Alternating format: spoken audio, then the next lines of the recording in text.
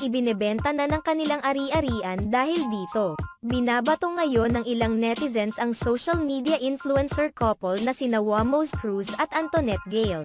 Sa palagay ng iilan tila paubos na ang ipon at pera ng mag-partner dahil sa pagpaparetoke nito, pamimili ng mga luho at madalas nilang ta-travel ni Antoinette. Ang isyong ito ay lumabas dahil sa Facebook post ni Antoinette noong nakaraang araw kung saan ibinebenta nila ang bahay na kanilang tinutuluyan sa Cainta, Rizal sa halagang 45 million pesos. Ibinenta din nila online ang kanilang mga alahas sa hindi maipaliwanag na dahilan pero sinabi ni Antoinette sa isang post, "Reason for sale, bibili kami ng bagong bahay.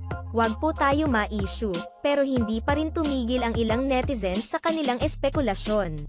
Ayon sa isang netizens, pero the fact na nagbenta si Wamos ng mga alahas for your luho. I am not hater here, just stating